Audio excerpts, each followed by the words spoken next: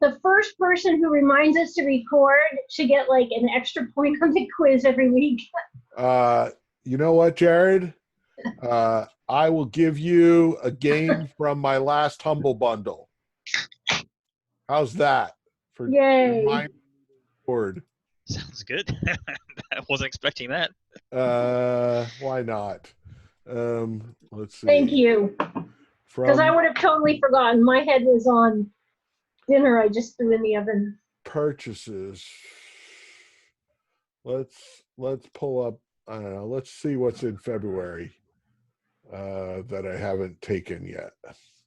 You have choices remaining. Okay. Come on. This is your Easter egg, Jared. Let's see.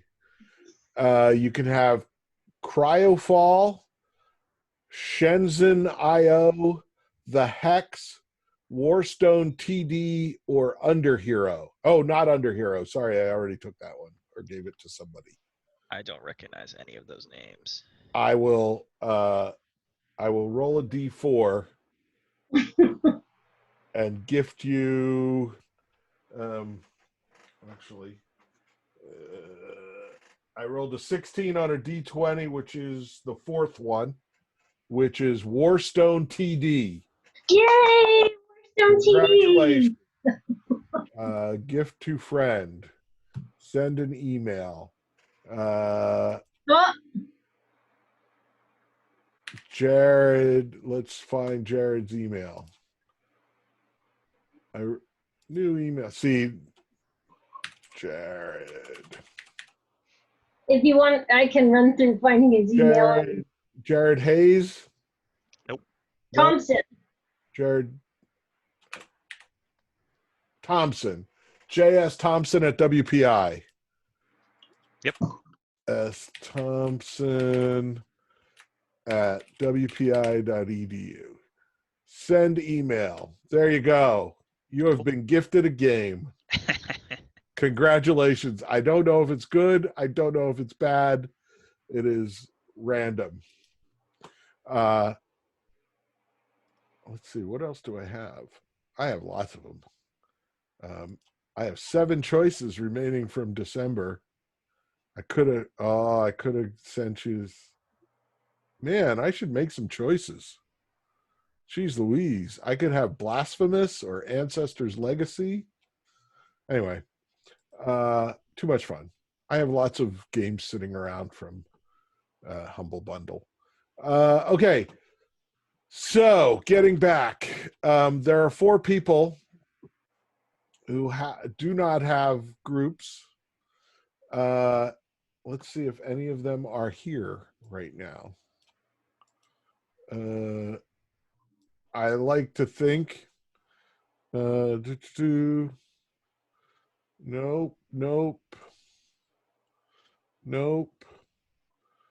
If you do not have a group, please get yourself a group. I sent email to all these people today. And so right now, the problem is that one of the groups only has 1 player. So they can't really play with a DM and a player, right? So I have to, I think I'm just going to drop some people in. Jacob, are you here? Jacob. Yes, he is. Okay. I'm going to drop some people in your group. I know for a fact, because this person emailed me earlier, so there and there. And I'm going to throw this one up with Stanley. Stanley, you have room for one more. And I'm going to throw another one. I just threw you a group. Send them emails, send them messages through Canvas. You now have access to people who need to play this. If they don't respond, then and there's only one person who is responding, the person who was a good doobie and got into Jake's group. Jake, you are off the hook. You have completed the assignment at this point by both making a character sheet. I don't know if you turned it in yet, but by playing the game, the adventure, you are off the hook. You win. You get full credit. It behooves them to work it out with you to get the game played. So the one person who was in your group, who did contact you or did put themselves in the group, if you don't hear anything, say by tomorrow evening from any of the others, just turn them over to one of the other DMs, and that DM can run 5 people in their group instead of 4, and that way that good doobie can get the game played, and if nobody else talks to you, then you're off the hook. You just turn in your character sheet and call it a day. Does that sound okay to you, Jake? Okay. Anything else about DMing? I know one group has already played from the 3 p.m. Class.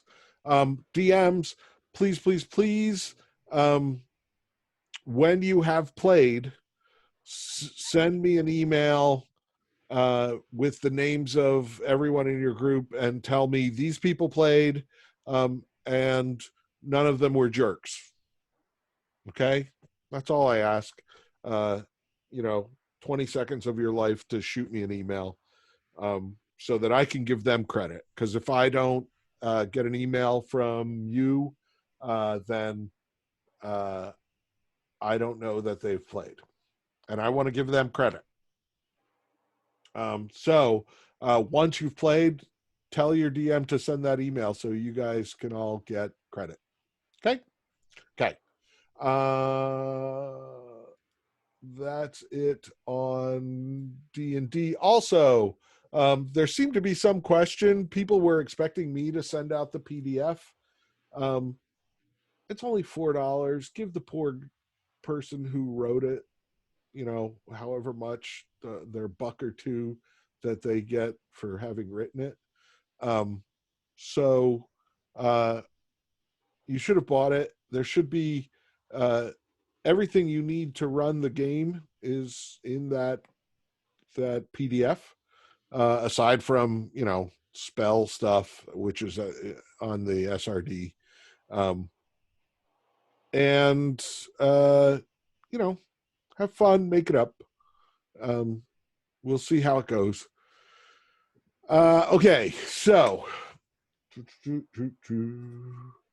when last we met. Oh, also 5 o'clock Right Club is due tomorrow night. Reading quiz is due. I've gotten a couple emails about, I forgot to do the reading quiz. Can I still do it? That I have not responded to. So if you forget or whatever, and it's before Monday, email Karen. She basically takes care of all the quiz stuff. I just write them. So if she can, she will let you take it. Once Monday rolls around, all the answers are out there for everyone to see. So it becomes kind of silly to say, yeah, you can take the quiz when you had access to the answers. Doesn't seem fair to everybody else. So Zach ran 2 players. Okay, well, I guess that'll work. Also, in the adventure, there's a way to scale it. Every little encounter, it says if you, it's actually written for 5 third level players, and you have 4 second level players. So you should be looking at, they classify them as weak or very weak. So you should be,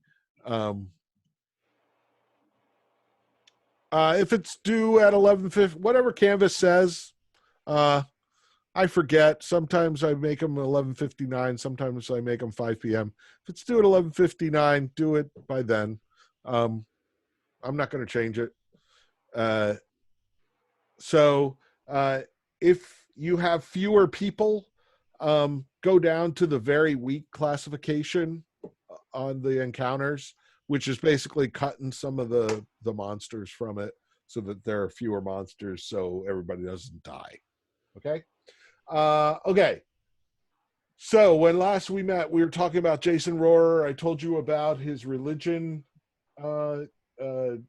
his Orthodox and his Reform religion.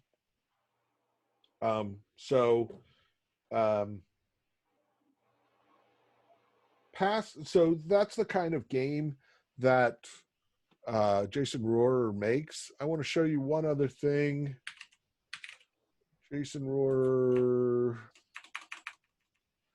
games. This is one of his more recent ones. It's called the Castle Doctrine. And I will share this with you. Share screen, share computer sound, optimize screen sharing. Share. Oh, the video thumb. No, I shared the wrong thing, I think. Stop share. New share. Share. Share. There. Okay. Suppose you're David Russell Walker. This is your family. This is your house. It doesn't look like much right now, but here's your vault. Inside, you have $2,000 to build whatever you want. This is your neighborhood. There are dozens of people just like you. Sooner or later, they're going to try to get your money. It looks like it already happened. While you were out looking around your neighborhood, your wife was killed, her money was taken, and your vault was compromised too.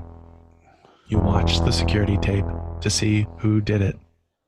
Daniel Herbert Getz. You'll remember that name. Now, you've got nothing left, so you end it. You start from scratch. Now, you're Bradford J. Foreman, with a new family and a fresh 2,000. This time, you build something for Mr. Getz in case he returns, but you need to be careful.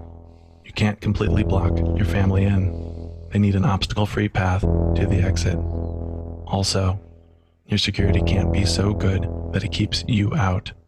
You've got to be able to reach your own vault without dying. What you're building is dangerous. You're hoping it will kill Mr. Getz, but it can kill you too.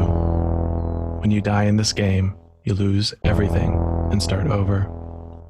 You learn this the hard way at the jaws of your own pit bull. Now, you're Eric John Guffey.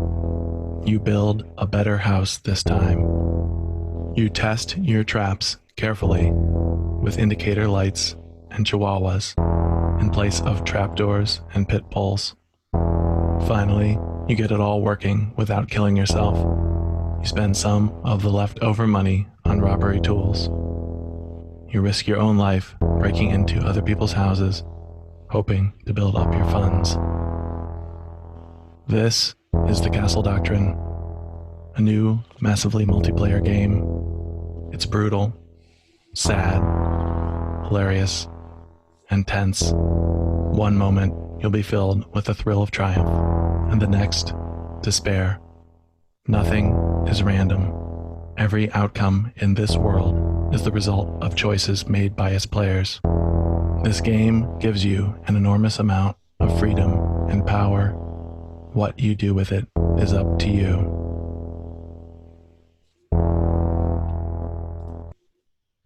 Okay, stop share. That seems like a terrible game to me. It's really just tower defense, right? You have something to protect, and some tools to protect it with, and you set up a gauntlet for things coming in. There are a couple differences. Maybe it was satirical. In this case, it's not AI creep coming in, it's actual people, right? So there's that. The thing you're protecting is your family, which, once again, this is white heterosexual dude, and his fears. Believe it or not, Jason Rorher is a white heterosexual dude with a wife and 2 kids. So he's making games about his own fears. And it's kind of reductionist of his family, because his family is basically a prize. They have no it's tower defense Mario Maker, but they have no agency of their own, right? So the wife and kids are not going to run or lure bad guys. They're going to stand there and either live or die. Passage is much lighter, although not lighter. I don't know. Is Passage lighter? Passage makes me feel nice, right? Even though it ends in death. It's life in 5 minutes, right? And once again here, we've got that same redhead lady. So once again, we're dealing with Jason's own life, which is perfectly reasonable for an artist to create things about their own life.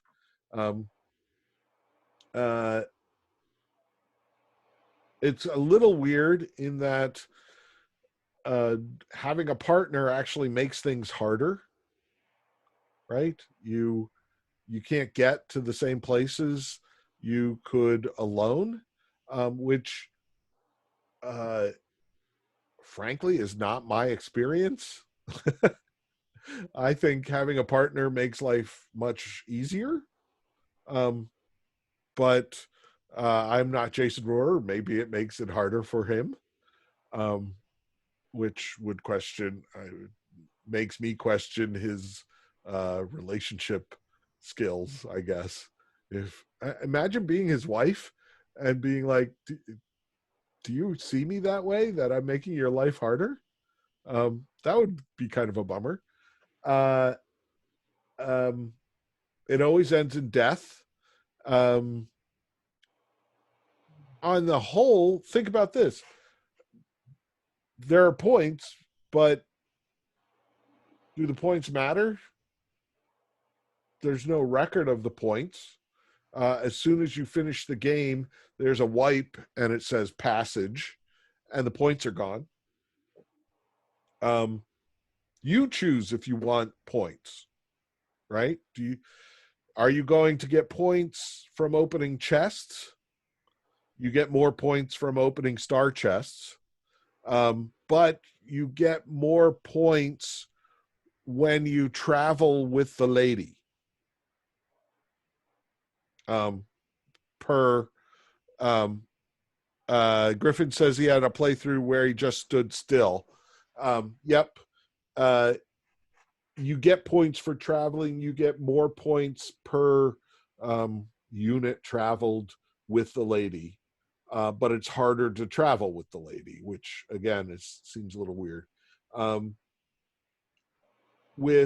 If you go alone, you gradually slow down as you get older. If you have the lady,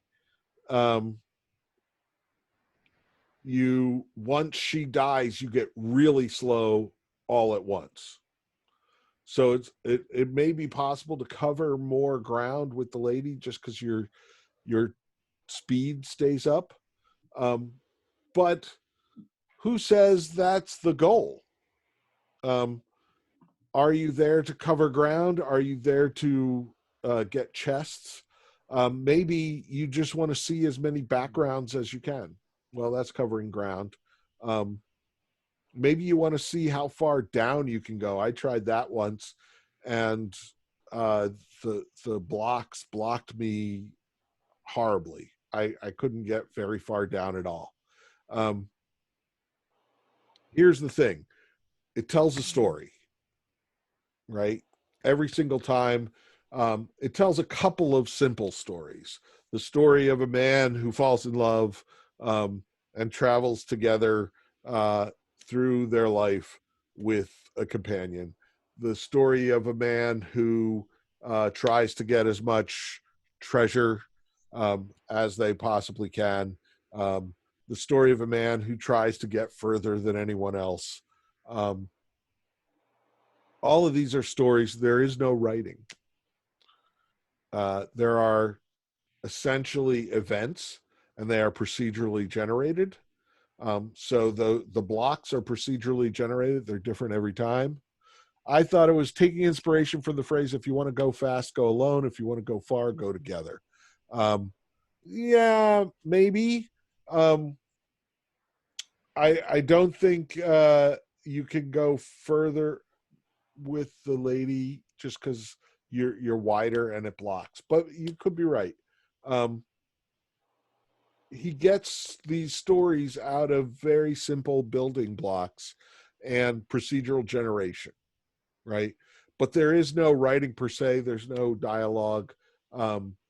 And if there was writing of an outline, I can't imagine it was more than a page of like man walks, man meets lady, man opens chests or doesn't, two kinds of chests, star chests and dust or bat chests. There is a score. It doesn't matter. And that's it. That's the story. But you can get this touching thing with just a few building blocks. So I wanted to point that out. Also, check out Jason's other games. There is a storytelling one that it's $14. He only sells pairs because basically you can only play with someone else. And it is one person is more or less a DM who makes an environment, and the other person is a character who does stuff in the environment, and the DM reacts and tries to make it interesting. So check them out. If you Google Jason Rorher games, you'll get a list of a bunch of his games. So moving on, I want to talk about Facade. Did anybody get them together? As in save their relationship? Anybody? Suyi says, I did it. Why aren't you sure? What happened at the end? So they can boot you, they can kick you out. That doesn't necessarily mean you saved their marriage. If you saved their marriage, they will thank you and say they have a lot of talking to do. And they made me leave, but they weren't angry in their face. The music changed back to normal. Did they thank you for letting them see each other in a new way? Yeah. Okay. Well, then you got them together. You can also, Grace can leave. Trip can leave. You can get booted. That's the most common. I salvaged their relationship ... for now. Okay, yeah, you did it. You either of them can leave. You can get booted. You can start a relationship with Grace or Trip as either sex yourself. So you notice, depending on the name you choose, you can be either male or female gender, but that's it. I guess it's 2004 game, and I think that's it. I did 4 runs last Sunday. I got kicked. Grace left one time. I got kicked again, and the 4th time I just walked in and said melon. Okay, so what is the melon thing? The best way to save the relationship was to end their relationship. You kissed Grace and Trip kicked you out. Yeah. That's not really, that is the you get kicked out, and that's the bad ending. Although, is it the bad ending? So the melon thing is that this game was made by 2 graduate students, Michael Mateus and Andrew Stern, at Carnegie Mellon University. So the in-joke is that if you type melon, they kick you out, because basically most of their testers were at Carnegie Mellon.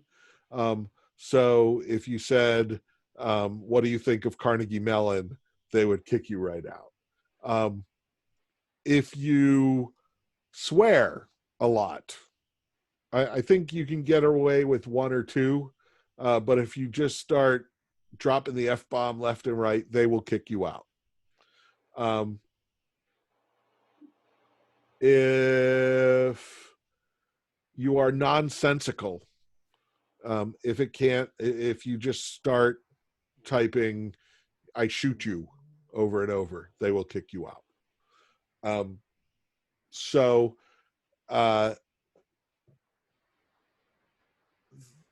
we don't see a lot of games like this with a parser, a text parser, right?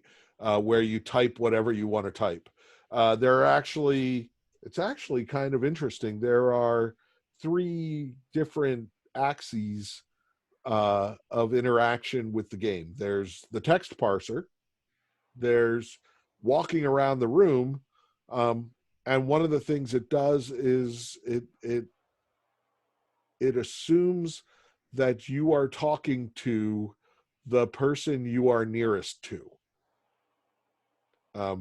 So if you're standing right next to Grace and you say, Trip, I love you, it will disregard the Trip and Grace will think you're saying I love you to her. Yeah. So and then the third way is you have clicks with the mouse. You can, on either character, you can hug, you can kiss, and you can comfort. You can also pick objects in the room, but the object interactivity is limited. Ben says, either way, both are horrible friends and spouses. And yeah, it is hilarious.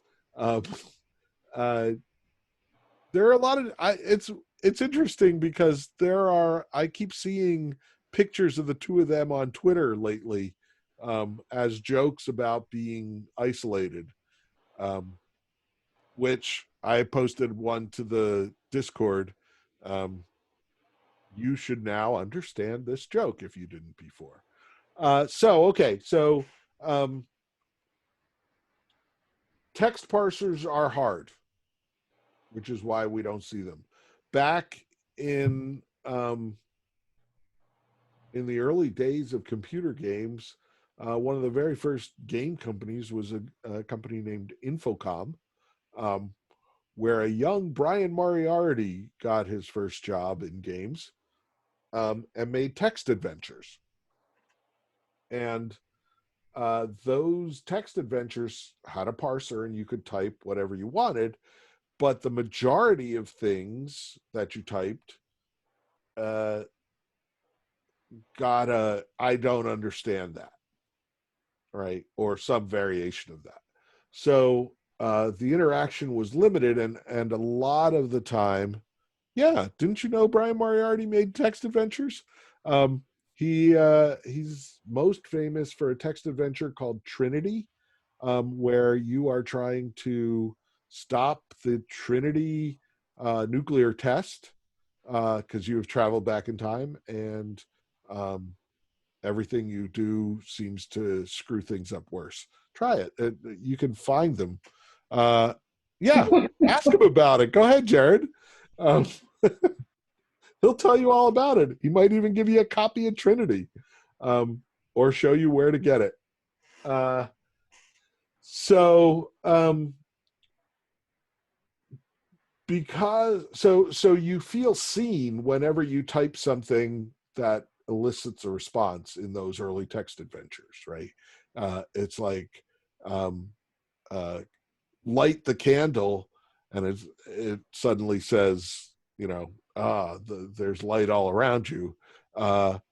It's exciting, because most of the things you type says I don't understand that, but there were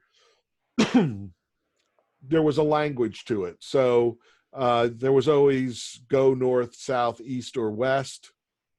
Yes, Hitchhiker does open eyes. Play Hitchhikers. That's available for free online on the BBC. And they've even given it a basic graphical interface. And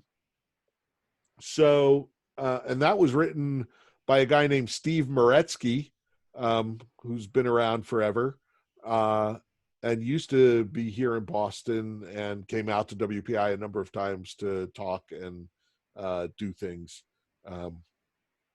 and would tell us stories about how he worked with Douglas Adams to make Hitchhikers, which I'll leave him to tell you someday. So anyway, parsers have fallen out of favor, text parsers. But here we are, 2004, which is still 16 years ago. Oh my God. And here we have two AI researchers trying to make a text parser that tells a story. And their goal was to make a procedurally generated story. And one of the things you learn when you're writing drama is that basically the simplest scene, the simplest scene is two people, one wants something from each other and either gets it or doesn't. The next simplest is two people having an argument and a third as a mediator in order to keep them both in the room, because if you're doing rising action, any argument should get worse and worse and worse until it explodes. And a general explosion, the easiest explosion to write, is one or the other leaves, right? And the argument is over.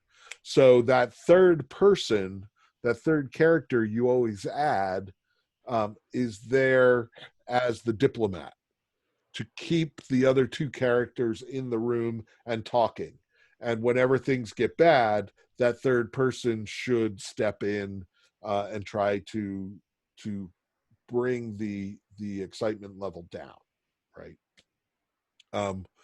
So that's the form of this. It's very, very simple.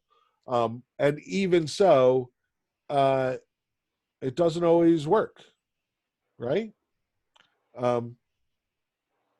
Did you type things that Grace or Trip thought you said the opposite of? right? I did. Where I said, you know, I like that, and Grace was like, "See, Trip, she hates it," and I was like, "Wait, I said I like it. What's going on?" So, what's going on here? I'm gonna switch over to our wonderful whiteboard, and you will recall the highly scientific graph of stories, right? We know this, and we say that essentially this is Act 1, this is Act 2. So 1, 2, and 3, right? So we can further divide this up.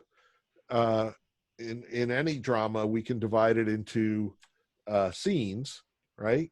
So in many cases, every time, Tsuyi, Grace thought I said something about communicative, and I didn't even say anything about it. Yeah, there's lots of times where it doesn't. Or if you're a really fast typer, you can get like 3 or 4 things out before Grace or Trip react to the first thing you typed, because they have to process things. So we can have scenes, right? So we could divide our act up into scenes, right? And each one of these is, you know, here's our protagonist wakes up and brushes their teeth and goes to work. Here's something happens at work. Here's how they try and mitigate the damage of what happens. And here's when they find out that they don't have a job anymore. Their house has been confiscated and their dog has run away, right? So we have 4 scenes. We could subdivide it even further into what's called beats. And you'll remember, let's see, new share. You'll remember the simplest play in the world, right? That I wrote a couple of days ago or last week. This is one scene, right? Just like the game Facade is one scene. It's the before dinner conversation at their apartment. Here we have beat 1, which is give me that, no. Beat 2, which is give me that and I'll give you this, not enough. Beat 3 here, beat 4 here, and beat 5. Oh, I screwed up. Beat 5 here. So this is a 5-beat scene. And a beat is what we generally call a complete thought. In this case, each tactic is a beat. A tries something and it fails. A tries something else and it fails. A tries something else and it fails. A tries the final thing and it succeeds. That's it. So if we go back to the whiteboard, we could further subdivide these into beats.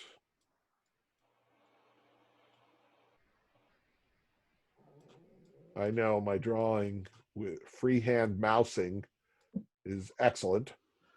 But then we could say each beat has an action level, right?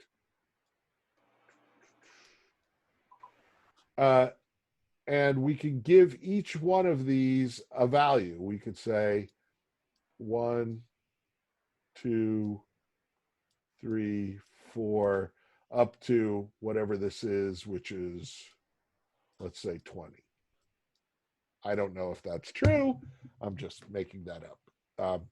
So now we know that anything with an action level under 20 is a kind of Act 1 beat, right?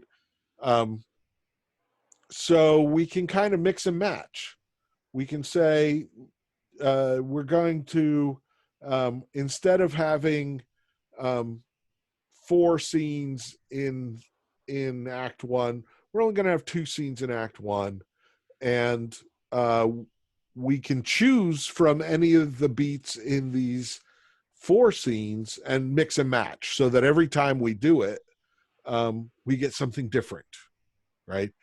And I can make lots of scenes all with an action value under 20, and say Act 2,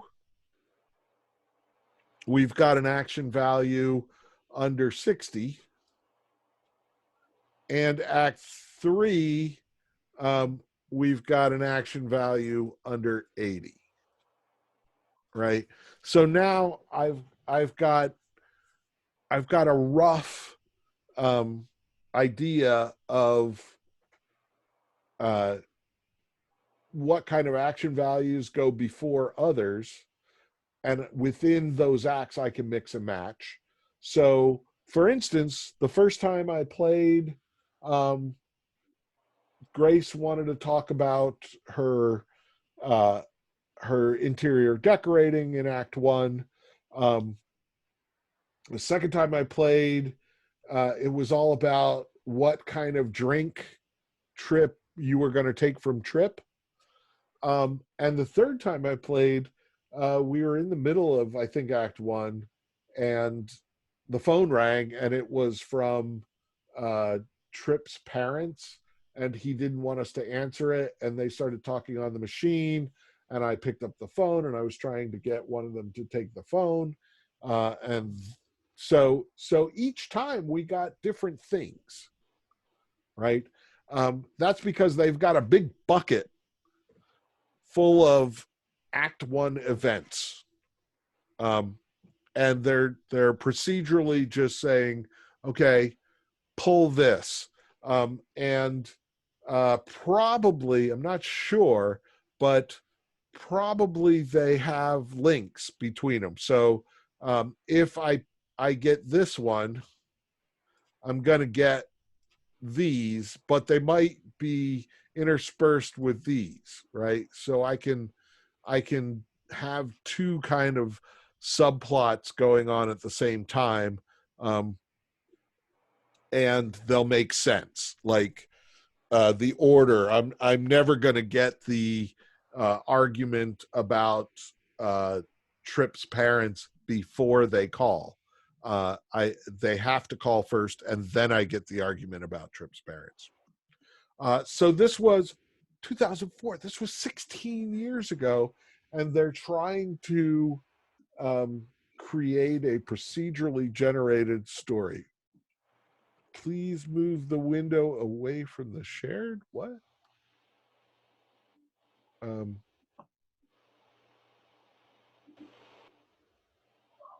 Wait.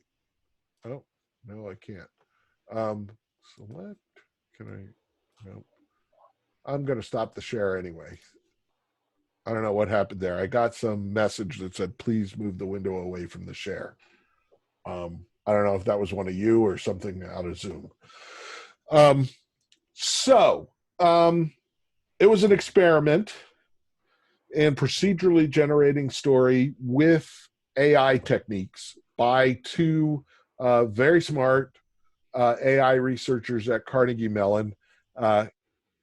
Currently, I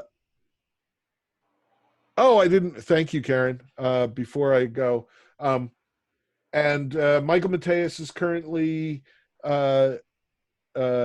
professor at University of California, Santa Cruz.